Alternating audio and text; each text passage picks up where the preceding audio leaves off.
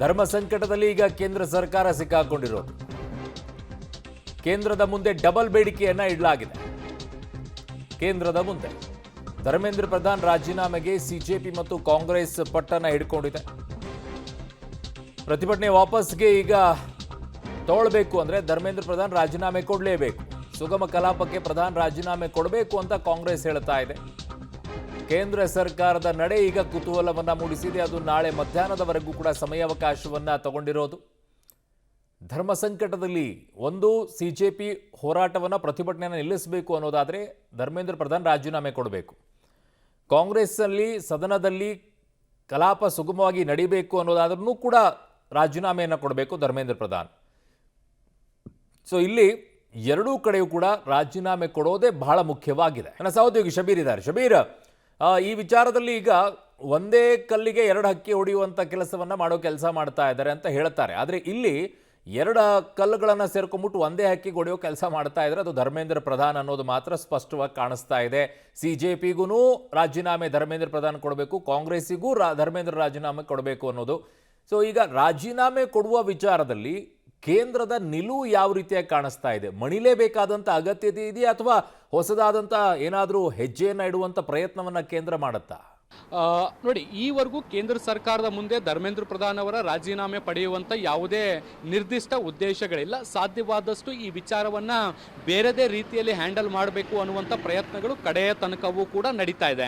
ರಾಜೀನಾಮೆ ಪಡೆಯೋದಾಗಿದ್ದರೆ ಕಳೆದ ಒಂದು ತಿಂಗಳ ಪ್ರತಿಭಟನೆಯಲ್ಲಿ ಯಾವಾಗ ಬೇಕಾದರೂ ರಾಜೀನಾಮೆ ಪಡಿಬೋದಾಗಿತ್ತು.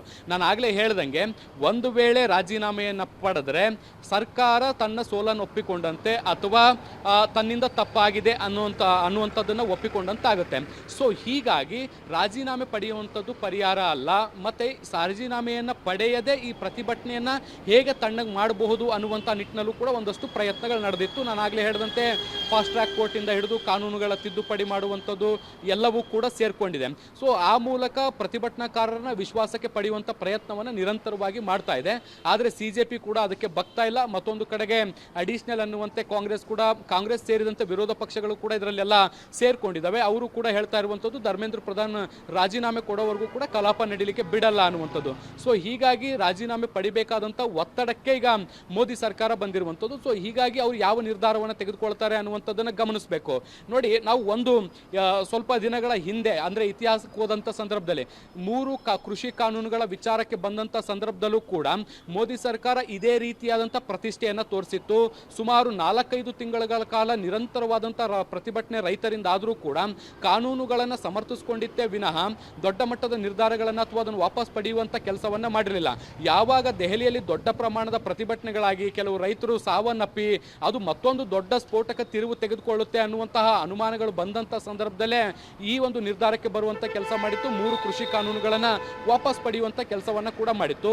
ಮೋದಿ ಸರ್ಕಾರ ಬಹುಶಃ ಮತ್ತೊಮ್ಮೆ ಅದೇ ರೀತಿಯಾದಂಥ ತಪ್ಪನ್ನು ಈಗಲೂ ಕೂಡ ಮಾಡಲಿಕ್ಕೆ ಹೊರಟಿದೆಯಾ ಅನ್ನುವಂತಹ ಅನುಮಾನಗಳಿದ್ದಾವೆ. ಅದಕ್ಕೆ ಕಾರಣ ಪ್ರತಿಷ್ಠೆಯಾಗಿ ಈ ವಿಷಯವನ್ನು ತೆಗೆದುಕೊಂಡಿರುವಂಥದ್ದು. ಒಂದು ವೇಳೆ ರಾಜೀನಾಮೆ ತೆಗೆದುಕೊಂಡು ಬಿಟ್ರೆ ದೊಡ್ಡ ಅಪಮಾನ ಆಗ್ಬಿಡುತ್ತೇನೋ ಅನ್ನುವಂತಹ ನಿಟ್ಟಿನಲ್ಲಿ ತನ್ನನ್ನು ತಾನು ಸಮರ್ಥಿಸಿಕೊಳ್ಳುವಂಥ ಕೆಲಸವನ್ನು ನಿರಂತರವಾಗಿ ಮಾಡ್ತಾನೆ ಬರ್ತಾ ಇದೆ. ಆದರೆ ಹೋರಾಟಗಾರರು ಮಾತ್ರ ಬಗ್ತಾ ಇಲ್ಲ. ಸೊ ಹೀಗಾಗಿ ರಾಜೀನಾಮೆ ಪಡಿಬೇಕಾದಂಥ ಅನಿವಾರ್ಯತೆ ಬರಬಹುದು. ಅದಕ್ಕೆ ನಾಳೆ ಸರ್ಕಾರ ಏನು ಮಾಡ್ಬೋದು, ಸರ್ಕಾರದ ಮುಂದಿನ ನಿಲುವೇನು ಅನ್ನುವಂಥದ್ದನ್ನು ತಿಳ್ಕೊಳ್ಳಿಕ್ಕೆ ನಾವು ನಾಳೆ ಮಧ್ಯಾಹ್ನ ತನಕ ಕಾಯಬೇಕಾಗತ್ತೆ. ಅರುಣ್.